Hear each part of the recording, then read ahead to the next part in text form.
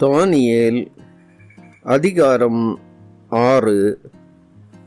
ராஜ்யம் முழுவதையும் ஆளும்படிக்கு தன் ராஜ்யத்தின் மேல் 120 தேசாதிபதிகளையும் ராஜாவுக்கு நஷ்டம் வராதபடிக்கு அந்த தேசாதிபதிகள் கணக்கு ஒப்புவிக்கிறதற்காக அவர்களுக்கு மேலாக 3 பிரதானிகளையும் ஏற்படுத்துவது தரிவுக்கு நலமென்று கண்டது. இவர்களில் தானியேல் ஒருவனாயிருந்தான். இப்படி இருக்கையில் தானியேல் பிரதானிகளுக்கும் தேசாதிபதிகளுக்கும் மேற்பட்டவனாயிருந்தான். தானியேலுக்குள் விசேஷித்த ஆவி இருந்தமையால் அவனை ராஜ்யம் முழுமைக்கும் அதிகாரியாக ஏற்படுத்த ராஜா நினைத்தான். அப்பொழுது பிரதானிகளும் தேசாதிபதிகளும் ராஜ்யத்தின் விசாரிப்பிலே தானியேலை குற்றப்படுத்தும்படி முகாந்தரம் தேடினார்கள். ஆனாலும் ஒரு முகாந்தரத்தையும் குற்றத்தையும் கண்டுபிடிக்க அவர்களால் கூடாதிருந்தது. அவன் உண்மையுள்ளவனாயிருந்தபடியால் அவன் மேல் சுமத்த யாதொரு குற்றமும் குறைவும் காணப்படவில்லை. அப்பொழுது அந்த மனுஷர், நாம் இந்த தானியேலை அவனுடைய தேவனை பற்றிய வேத விஷயத்திலே குற்றப்படுத்தும் முகாந்தரத்தை கண்டுபிடித்தால் ஒழிய அவனை வேறொன்றிலும் குற்றப்படுத்தும் முகாந்தரத்தை கண்டுபிடிக்க கூடாது என்றார்கள். பின்பு அந்த பிரதானிகளும் தேசாதிபதிகளும் கூட்டங்கோடி ராஜாவினிடத்தில் போய் அவனை நோக்கி, தரியு ராஜாவே, நீர் என்றும் வாழ்க. எவனாகிலும் 30 நாள் வரையில் ராஜாவாகிய உம்மை தவிர எந்த தேவனையானாலும் மனுஷனையானாலும் நோக்கி யாதொரு காரியத்தை குறித்து விண்ணப்பம் பண்ணினால் அவன் சிங்கங்களின் கெபியிலே போடப்பட ராஜா கட்டளை பிறப்பித்து உறுதியான தாக்கீது செய்ய வேண்டும் என்று ராஜ்யத்தினுடைய எல்லா பிரதானிகளும் தேசாதிபதிகளும் பிரபுக்களும் மந்திரிமார்களும் தலைவர்களும் ஆலோசனை பண்ணி கொண்டிருக்கிறார்கள். ஆதலால் இப்போதும் ராஜாவே, மேதியருக்கும் பெர்சியருக்கும் இருக்கிற மாறாத பிரமாணத்தின்படியே அந்த தாக்கீது மாற்றப்படாதபடி நீர் அதை கட்டளையிட்டு அதற்கு கையெழுத்து வைக்க வேண்டும் என்றார்கள். அப்படியே ராஜாவாகிய தரியு அந்த கட்டளை பத்திரத்துக்கு கையெழுத்து வைத்தான். தானியேலோவென்றால் அந்த பத்திரத்துக்கு கையெழுத்து வைக்கப்பட்டதென்று அறிந்த போதிலும் தன் வீட்டுக்குள்ளே போய் தன் மேல் அறையிலே எருசலேமுக்கு நேராக பலகணிகள் திறந்திருக்க அங்கே தான் முன் செய்து வந்தபடியே தினம் 3 வேளையும் தன் தேவனுக்கு முன்பாக முழங்கால் படியிட்டு ஜெபம் பண்ணி ஸ்தோத்திரம் செலுத்தினான். அப்பொழுது அந்த மனுஷர் கூட்டங்கூடி தானியேல் தன் தேவனுக்கு முன்பாக ஜெபம் பண்ணி விண்ணப்பம் செய்கிறதை கண்டார்கள். பின்பு அவர்கள் ராஜாவுக்கு முன்பாக வந்து ராஜாவின் தாக்கீதை குறித்து எந்த மனுஷனாகிலும் 30 நாள் வரையில் ராஜாவாகிய உம்மை தவிர எந்த தேவனையானாலும் மனுஷனையானாலும் நோக்கி யாதொரு காரியத்தை குறித்து விண்ணப்பம் பண்ணினால் அவன் சிங்கங்களின் கெபியிலே போடப்பட வேண்டும் என்று நீர் கட்டளை பத்திரத்தில் கையெழுத்து வைத்தீர் அல்லவா என்றார்கள். அதற்கு ராஜா, அந்த காரியம் மேதியருக்கும் பெர்சியருக்கும் இருக்கிற மாறாத பிரமாணத்தின்படி உறுதியாக்கப்பட்டதே என்றான்.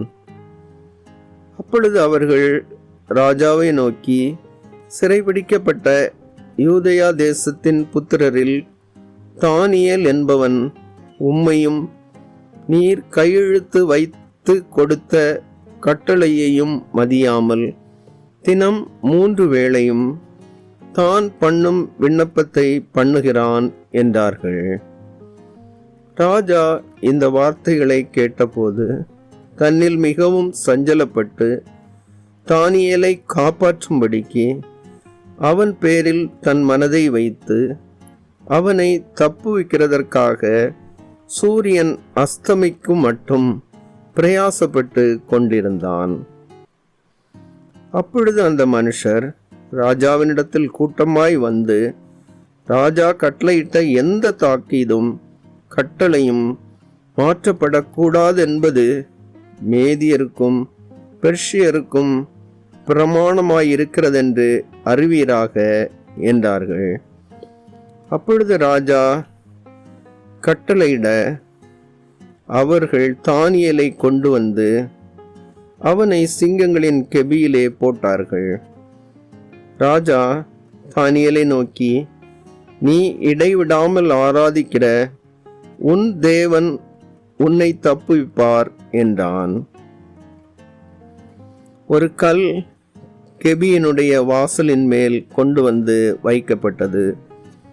தானியேலை பற்றிய தீர்மானம் மாற்றப்படாதபடிக்கு ராஜா தன் மோதிரத்தினாலும் தன் பிரபுக்களின் மோதிரத்தினாலும் அதன் மேல் முத்திரை போட்டான். பின்பு ராஜா தன் அரமனைக்கு போய் முழுதும் போஜனம் பண்ணாமலும் கீதவாத்தியம் முதலானவைகளை தனக்கு முன்பாக வர ஒட்டாமலும் இருந்தான். அவனுக்கு நித்திரையும் வராமற் போயிற்று.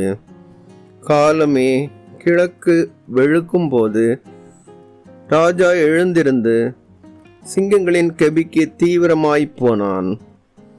ராஜா கெபியின் கிட்ட வந்தபோது துயர சத்தமாய் தானியேலை கூப்பிட்டு, தானியேலே, ஜீவனுள்ள தேவனுடைய தாசனே, நீ இடைவிடாமல் ஆராதிக்கிற உன் தேவன் உன்னை சிங்கங்களுக்கு தப்புவிக்க வல்லவராய் இருந்தாரா என்று தானியேலை கேட்டான். அப்பொழுது தானியேல், ராஜாவே, நீர் என்றும் வாழ்க.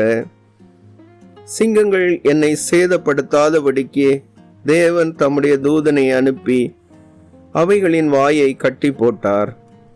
அதேனென்றால் அவருக்கு முன்பாக நான் குற்றமற்றவனாய் காணப்பட்டேன். ராஜாவாகிய உமக்கு முன்பாகவும் நான் நீதிகேடு செய்ததில்லை என்றான். அப்பொழுது ராஜா தன்னில் மிகவும் சந்தோஷப்பட்டு தானியேலை கெபியிலிருந்து தூக்கிவிடச் சொன்னான். அப்படியே தானியேல் கெபியிலிருந்து தூக்கிவிடப்பட்டான். அவன் தன் தேவன் பேரில் விசுவாசித்திருந்தபடியால் அவனில் ஒரு சேதமும் காணப்படவில்லை. தானியேலின் மேல் குற்றம் சாட்டின மனுஷரையோவென்றால் ராஜா கொண்டு வரச் சொன்னான். அவர்களையும் அவர்கள் குமாரரையும் அவர்கள் மனைவிகளையும் சிங்கங்களின் கெபியிலே போட்டார்கள். அவர்கள் கெபியின் அடியிலே சேரும் முன்னே சிங்கங்கள் அவர்கள் மேல் பாய்ந்து அவர்கள் எலும்புகளையெல்லாம் நொறுக்கி போட்டது. பின்பு ராஜாவாகிய தரியு தேசமெங்கும் குடியிருக்கிற எல்லா ஜனங்களுக்கும் ஜாதியாருக்கும் பாஷைக்காரருக்கும் எழுதினது என்னவென்றால், உங்களுக்கு சமாதானம் பெருக கடவது. என் ராஜ்யத்தின் ஆளுகைக்குள் எங்கும் உள்ளவர்கள் யாவரும் தானியேலின் தேவனுக்கு முன்பாக நடுங்கி பயப்பட வேண்டும் என்று என்னாலே தீர்மானம் பண்ணப்படுகிறது. அவர் ஜீவனுள்ள தேவன், அவர் என்றென்றைக்கும் நிலைத்திருக்கிறவர். அவருடைய ராஜ்யம் அழியாதது, அவருடைய கர்த்தத்துவம் முடிவு பரியந்தமும் நிற்கும். தானியேலை சிங்கங்களின் கைக்கு தப்புவித்த அவரே தப்புவிக்கிறவரும் ரட்சிக்கிறவரும் வானத்திலும் பூமியிலும் அடையாளங்களையும் அற்புதங்களையும் செய்கிறவருமாயிருக்கிறார் என்று எழுதினான். தரியுவின் ராஜ்யபார காலத்திலும் பெர்ஷியனாகிய கோரோசுடைய ராஜ்யபார காலத்திலும் தானியேலின் காரியம் ஜெயமாயிருந்தது.